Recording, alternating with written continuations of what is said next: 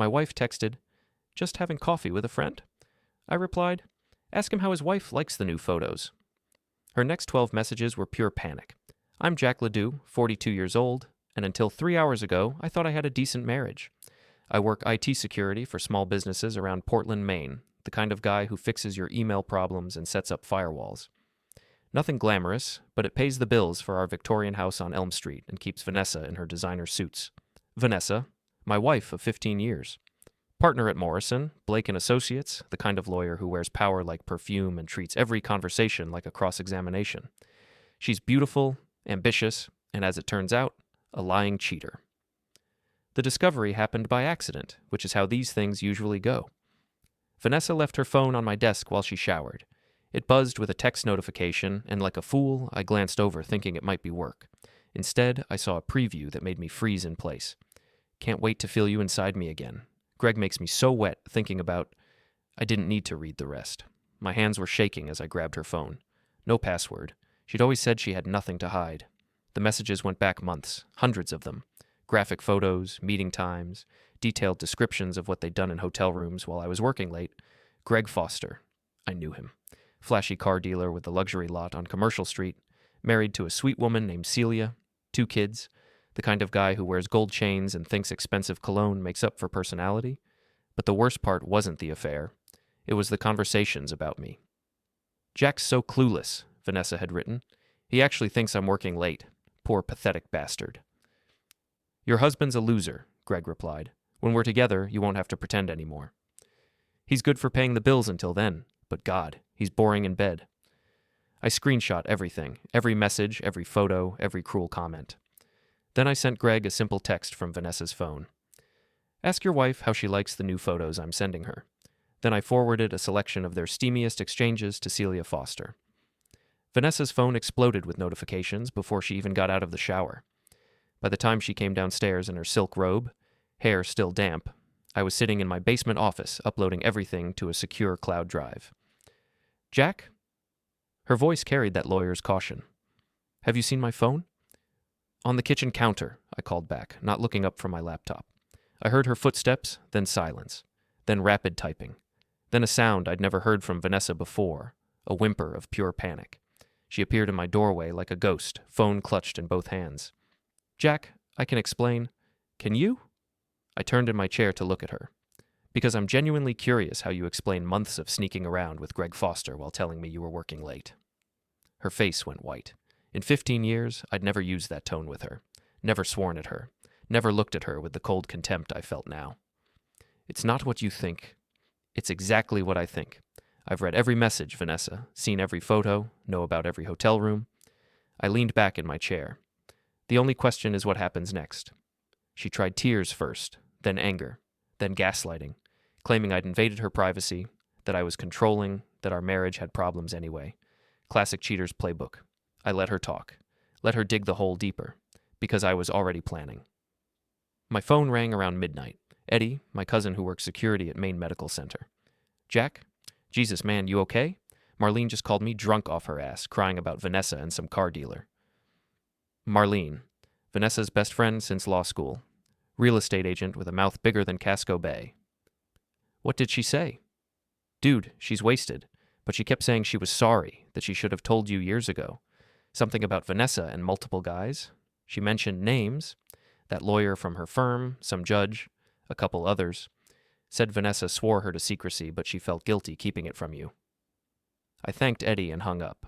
Then I opened a new document on my laptop and started typing. Names, dates, everything Marlene had revealed in her drunken confession call to my cousin.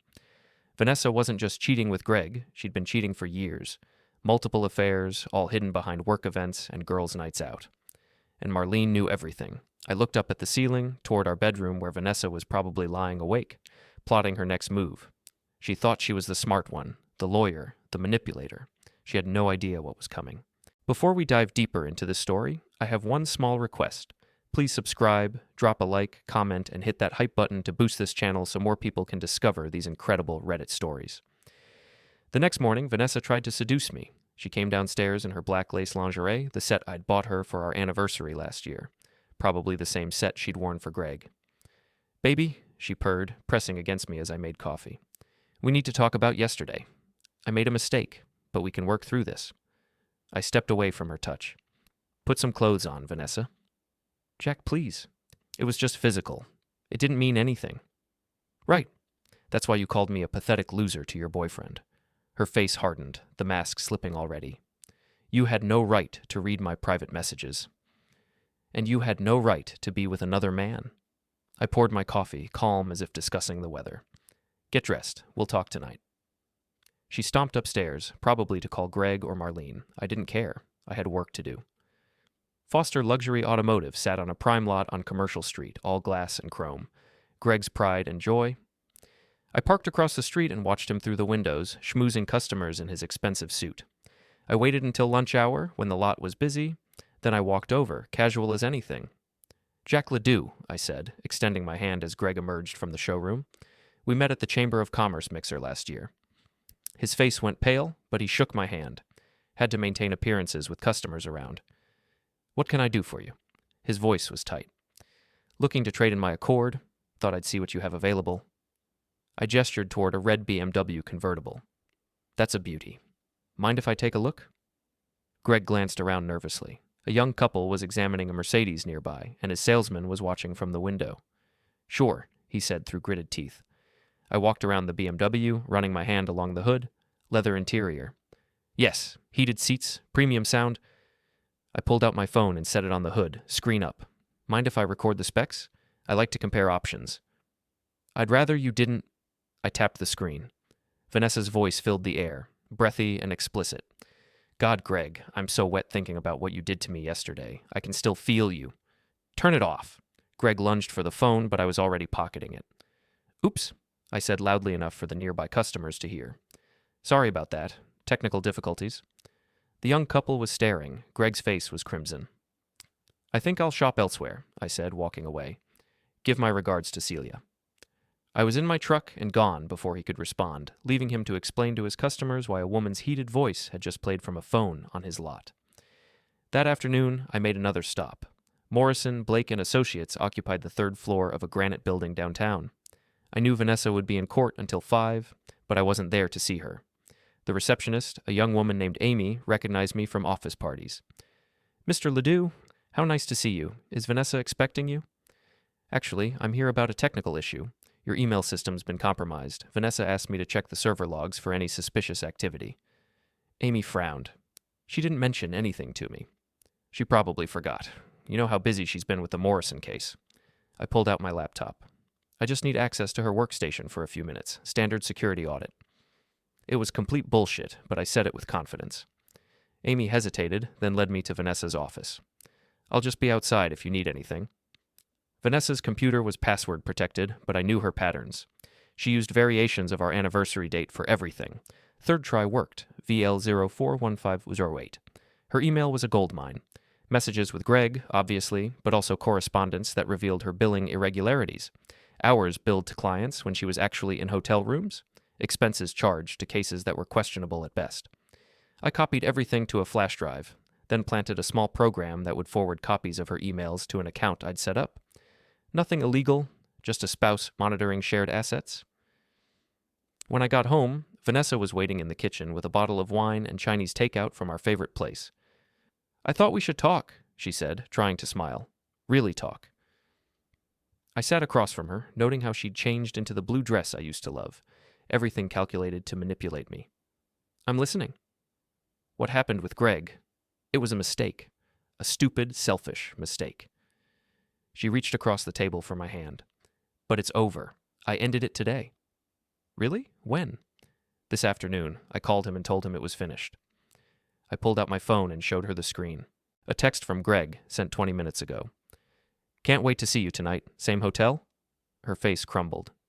Jack, you texted him back 15 minutes ago. Room 237. I'll be there at 8. I set the phone down. So either you're lying to me right now, or you're lying to him? Which is it?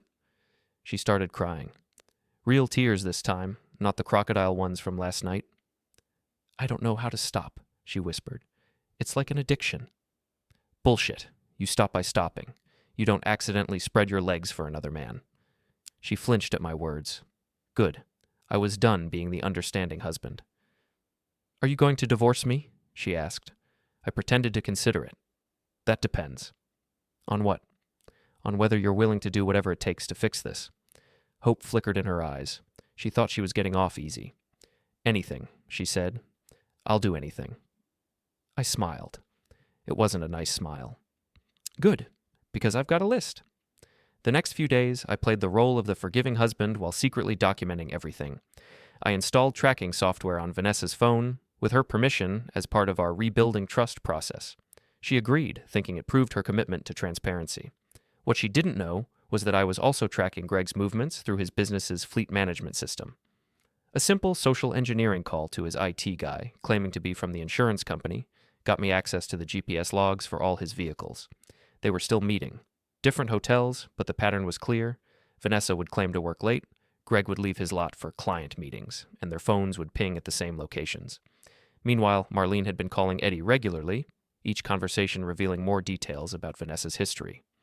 Apparently, my wife's affairs went back to our 5th year of marriage. The lawyer from her firm, Harlan Morrison, the senior partner, Judge Bradley from the district court, even a client she'd represented in a messy divorce. She used to brag about it, Marlene had told Eddie during one particularly drunken call. Said men were easy to control if you knew which buttons to push. Said Jack was the perfect husband because he never suspected anything. I was building a file that would destroy her professionally and personally, but I needed the right moment to deploy it. That moment came when I discovered their real plan. Talked to my lawyer friend. If you can document any kind of abuse, verbal, emotional, whatever, you can get the house and half his business in the divorce. Maybe more if you play it right. Just need evidence. Vanessa's response. He's never laid a hand on me, but I could work with emotional abuse. He has been controlling lately, checking my phone, questioning my whereabouts. I could build a case. They were planning to frame me, to destroy my reputation and take everything I'd worked for, all so they could be together without financial consequences. I screenshotted everything, then sat back in my chair, mind racing. This wasn't just about infidelity anymore. This was about survival. I called Eddie. "I need a favor," I said when he answered. "Name it." "You still have that friend who works at the courthouse? The one who handles filing?" "Yeah, Sandra. Why?" "I need to know the minute any domestic relations paperwork gets filed with my name on it. Can you ask her to keep an eye out?" "Sure, but Jack, what's going on?" I told him about the emails, about their plan to fabricate abuse claims. Eddie was quiet for a long moment. "Wow, man. That's seriously messed up. It gets worse. I think Marlene's been feeding information to both sides." "What do you mean?" "She's been calling you, spilling Vanessa's secrets, but she's also been Vanessa's best friend for 20 years. You don't think Vanessa knows Marlene talks when she drinks? You think it's intentional?" "I think Vanessa's been using Marlene to test how much I know. Every secret Marlene accidentally revealed, Vanessa was watching my reaction to see if I'd already found out." Eddie cursed. "So what's the play?" "I'm going to give them exactly what they're expecting, but not how they expect it." That night, I confronted Vanessa about her late meetings. I raised my voice, something I never did. I accused her of lying, of still seeing Greg. I even grabbed her phone to check her messages, making sure to seem angry and controlling. She played her part perfectly, cowering and crying, begging me to trust her. But I saw the calculation in her eyes. She was memorizing every word, every action, building her case. "You're scaring me," she whispered, backing away from me. "Good," I snapped. "Maybe you should be scared. Maybe you should think about what you've done to this marriage." I stormed out of the house, making sure to slam the door. From my truck, I watched her through the window as she immediately grabbed her phone and started typing frantically. 20 minutes later, my monitoring software showed her sending a detailed account of our fight to Greg, complete with claims that I'd been aggressive and threatening. They were building their case, but so was I. The next day, I made a visit to Celia Foster. Greg's wife lived in a beautiful colonial in Falmouth, about 20 minutes from the city. I'd met her a few times at community events, a genuinely nice woman who deserved better than Greg. She answered the door looking tired, older than her 35 years. "Jack? What a surprise." "Hi, Celia. I was hoping we could talk. About our spouses." Her face tightened. "I don't know what you mean." "I think you do. I sent you some photos last week. I'm guessing you and Greg had some conversations." She stepped aside to let me in. The house was immaculate, but felt cold, like a showroom. "He says it's over," she said, leading me to the living room. "Says it was a mistake, and he's committed to our marriage." "Do you believe him?" She laughed bitterly. He's been having affairs since our second year of marriage. This is just the first time I had proof. Why do you stay? The kids, the lifestyle, fear, I guess. She looked at me with tired eyes. Why are you here, Jack? Because I think they're planning something that will hurt both of us, and I think we should be prepared. I showed her the emails about framing me for abuse, about their plans for the divorce. Her face went white. He wants me to look like an abuser so Vanessa can take everything in the divorce. Then they'll be together with my money and your house. Celia was quiet for a long time. What do you want from me? Information. Greg talks to you, even if it's lies. I need to know what he's planning. And in return, I make sure you don't lose everything when this falls apart. She studied my face, lawyer's wife to IT consultant, both of us victims of the same betrayal. Okay, she said finally, but I want them both to pay. Oh, they will. I promise you that. The confrontation happened exactly as I'd planned it. I'd been feeding Greg false information through Celia, letting him think I was getting desperate and sloppy. Meanwhile, I'd been documenting every lie, every manipulation, every cruel comment they thought I'd never see. It was a Friday night. Vanessa claimed she had to work late on a brief. Greg told Celia he was meeting a client about a fleet purchase. They were actually meeting at the Harbor Inn, the same room they'd used 3 times that week. I waited in the parking lot until I saw them go in together. Then I made my move. The hotel manager, a guy named Pete who I'd done some IT work for, let me access their security system remotely. Not to spy, that would be illegal, but to test their network security. The fact that their cameras covered the parking lot and lobby was just a bonus. I had clear footage of Greg and Vanessa entering the hotel together, going to the elevator, his hand on her ass the whole time. But that wasn't the trap. That was just bait. While they were upstairs, I placed a call to Marlene. Hey, it's Jack. Listen, I need to ask you something, and I need you to be honest. Jack, is everything okay? She sounded nervous. Vanessa's having an affair. I know you know about it. Silence. Then, Jack, I'm not angry with you, but I need to know how long you've known. The floodgates opened. Marlene, drunk as usual, spilled everything. Not just about Greg, but about all of them. The years of affairs, the lies, the way Vanessa had bragged about manipulating me. She said you were too boring to leave, but too useful to divorce, Marlene slurred. Said she had the perfect setup, stable husband at home, excitement on the side. And you never thought to tell me? She's my best friend. I couldn't. Marlene started crying. But I felt so guilty. That's why I've been talking to Eddie. I thought maybe if I dropped hints. You were trying to help me figure it out without directly betraying her. Yes. But Jack, there's more. She and Greg are planning something. Something about making you look bad so she can divorce you and take everything. I let Marlene talk, recording every word. When she finally wound down, I thanked her and hung up. Then I called Greg's cell phone. What? He answered on the first ring, voice tight with anxiety. Room 237, right? You two really need to find some variety. I heard him curse, heard Vanessa's voice in the background asking who it was. You're making a mistake, Jack, Greg said, trying to sound tough. Am I? Because from where I'm sitting, you're the one sneaking around with another man's wife in a cheap hotel room. What do you want? Meet me at Murphy's bar in 1 hour, both of you. We're going to settle this like adults. And if we don't? Then tomorrow morning, your wife gets a detailed timeline of every hotel room you visited in the last 6 months, along with the financial records showing you've been using business accounts to pay for them. The line went quiet. How did you? 1 hour. Murphy's bar. Don't keep me waiting. Murphy's was perfect for what I had in mind. Crowded, noisy, full of people who knew all of us. The kind of place where gossip spread faster than wildfire. I arrived early and chose a table in the center of the room where everyone could see and hear. I ordered a beer and waited. They came in together, trying to look casual but fooling no one. Vanessa had changed into her power suit, armor for the battle she thought was coming. Greg wore his expensive leather jacket, gold chain glinting under the bar lights. They sat across from me, Vanessa's lawyer mask firmly in place. Jack, she said smoothly, this is unnecessary. We can handle this privately. Can we? Because I'm not sure you understand the situation you're in. What situation? Greg leaned forward, trying to intimidate me. You're the one whose wife doesn't want him anymore. I smiled and pulled out my tablet, setting it on the table where they could both see the screen. Funny thing about technology, I said, tapping the screen. Everything leaves a trail. The first image was a screenshot of their text messages. Explicit, detailed, time-stamped. Vanessa's face went white. Where did you get those? Your phone, which you gave me permission to monitor, remember? Part of rebuilding trust? Greg grabbed for the tablet, but I pulled it back. Careful, wouldn't want to cause a scene. I gestured around the crowded bar. People are already watching. They were. Half the bar had recognized us, and our tense conversation was drawing attention.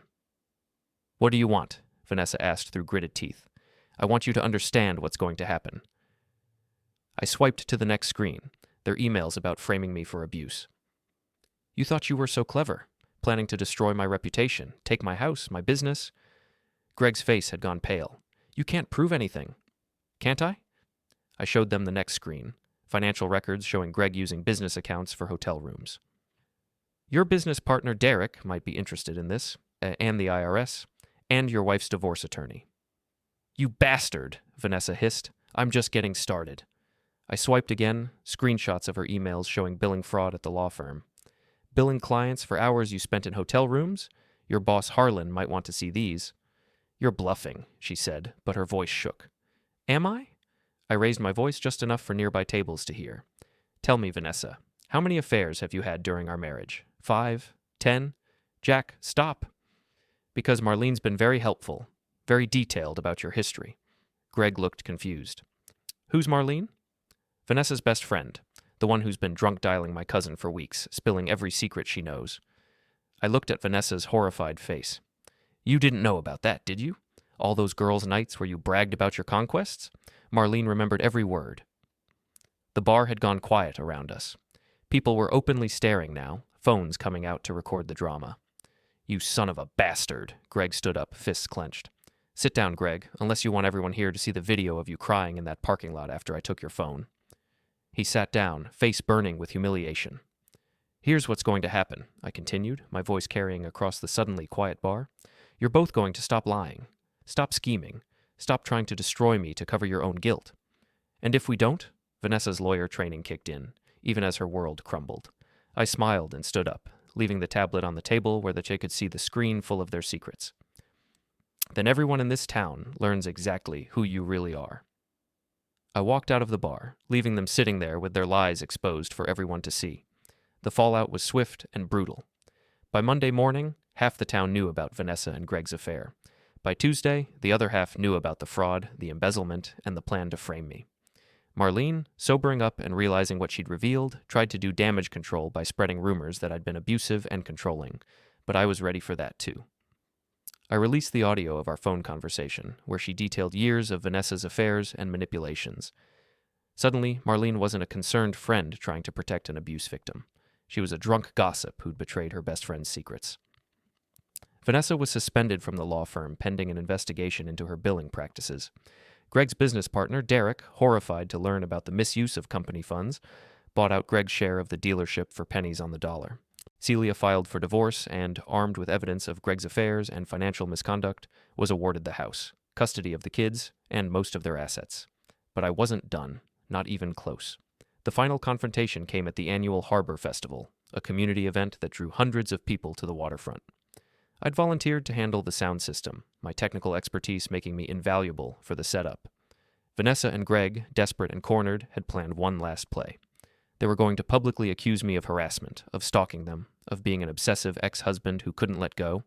They didn't know I'd anticipated this. They didn't know about the wireless microphones I'd planted, or the fact that their private conversation in Greg's car was being broadcast to the entire festival.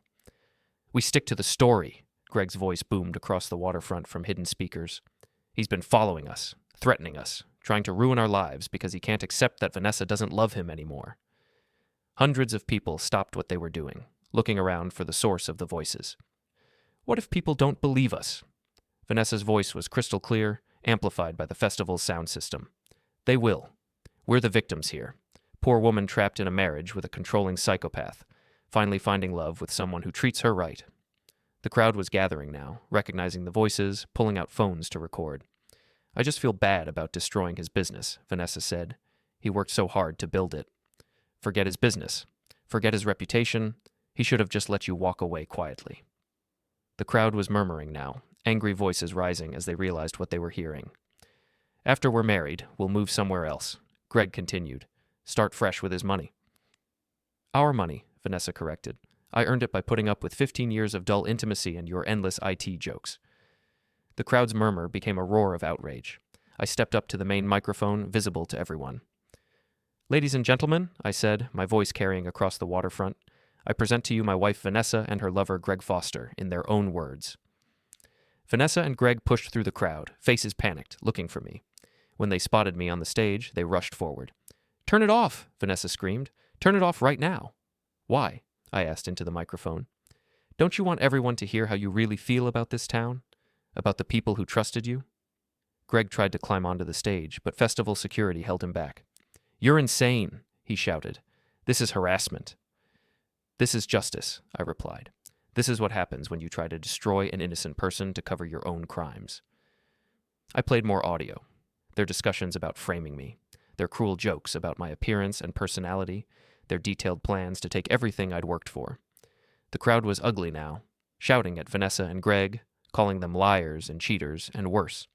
Someone threw a drink, someone else threw food from a vendor booth. "You want to know the truth about these two?" I continued.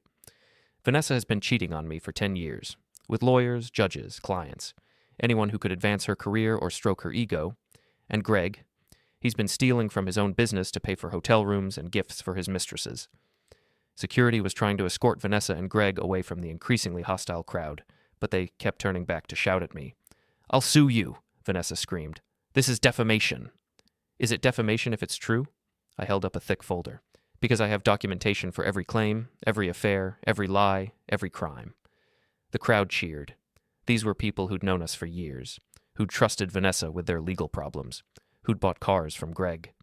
They felt deeply wronged, and they wanted payback. "You destroyed your own reputations," I said into the microphone. "I just made sure everyone knew about it." As security finally managed to get Vanessa and Greg away from the crowd, I played one final recording. Marlene, drunk and crying, detailing how Vanessa had bragged about manipulating me, about having affairs, about planning to take everything in a divorce. "She said Jack was too stupid to ever figure it out," Marlene's voice echoed across the waterfront. "Said he was the perfect mark. Hardworking, trusting, and boring enough that no one would blame her for cheating." The crowd's anger reached a crescendo. People were chanting, "Shame, shame," as Vanessa and Greg were escorted to their cars. I turned off the microphone and stepped down from the stage. The crowd parted around me, some people clapping, others reaching out to shake my hand or pat my back. "Good for you, Jack," said Mrs. Patterson from the grocery store. "About time someone stood up to those two," added Tom from the hardware store. I walked through the crowd, accepting their support, feeling vindicated for the first time in months. But I wasn't done. Not yet. 3 days after the Harbor Festival, Vanessa made one last desperate play. She showed up at my house at midnight, drunk and crying, begging for forgiveness. "Jack, please," she sobbed on my doorstep. "I know I screwed up. I know I hurt you, but we can fix this. We can start over." I let her in, curious to see what she was planning. "It's over between Greg and me," she continued, following me into the living room. "It was never real anyway, just a stupid mistake." "Really?" "Because you seemed pretty committed to destroying my life for him." "That was his idea. He convinced me you'd never forgive me, that I had to protect myself." She grabbed my hands, her eyes desperate. "But I realize now that I love you. I've always loved you." I pulled my hands away. "You have a funny way of showing it." I know I don't deserve another chance. But Jack, we have 15 years together. That has to count for something." I studied her face, noting the calculated desperation, the practiced vulnerability. Even now, even after everything, she was trying to manipulate me. "You're right," I said finally. 15 years should count for something." Hope flickered in her eyes. "Yes. We can go to counseling, work through this." "It should count for something," I continued, "which is why I'm making sure everyone knows exactly how you spent those 15 years. Her face fell. "What do you mean?" I walked to my desk and picked up a thick manila envelope. "Tomorrow morning, this gets delivered to every lawyer in the State Bar Association. It contains documentation of your affairs with Judge Bradley, your billing fraud, and your attempt to frame me for domestic abuse. You can't..." "I can. I also sent copies to the IRS regarding your unreported gifts from clients, and to the Ethics Board regarding your relationships with people you represented." Vanessa's face went white. "That will destroy my career." "Yes, it will." She stared at me, finally seeing the man she'd underestimated for so long. "You're really going to do this?" "I already did it. The envelopes were mailed this afternoon. She collapsed into a chair, the fight going out of her. Why? Why not just divorce me and move on? Because you weren't content to just leave. You had to try to destroy me on your way out. You had to make me the villain in your story. I never meant... You meant every word, every cruel joke, every lie, every plan to take everything I'd worked for.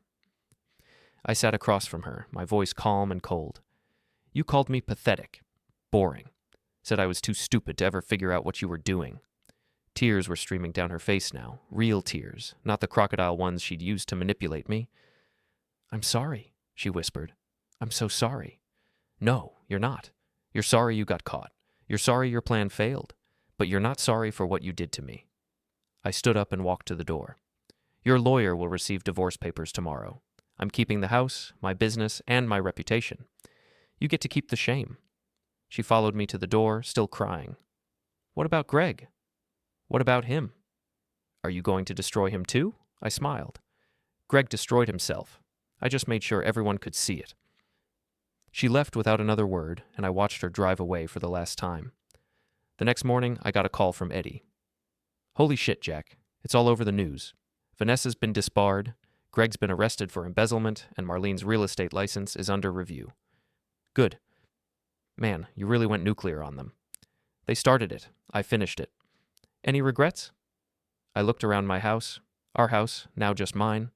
15 years of marriage, reduced to legal documents and evidence files. No, I said. No regrets at all. The final twist came a week later. Celia called me, her voice excited. Jack, you need to see this. Greg's been arrested again. For what? Remember Derek, his business partner? Turns out Greg wasn't just stealing from the company. He was running a side business, selling cars that were supposed to go to auction and pocketing the money. How much? Over $200,000.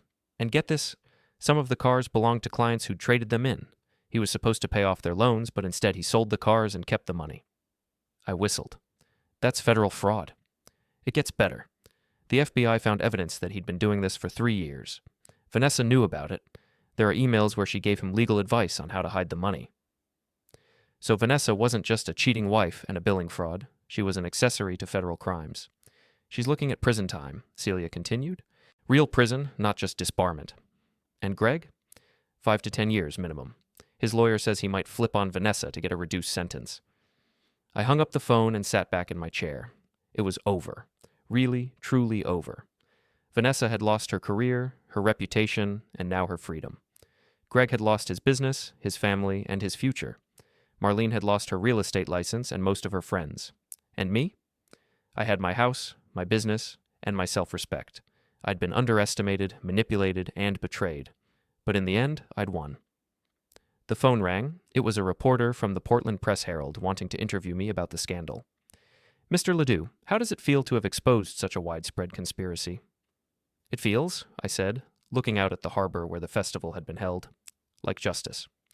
6 months later, Vanessa was sentenced to 3 years in federal prison for conspiracy and fraud.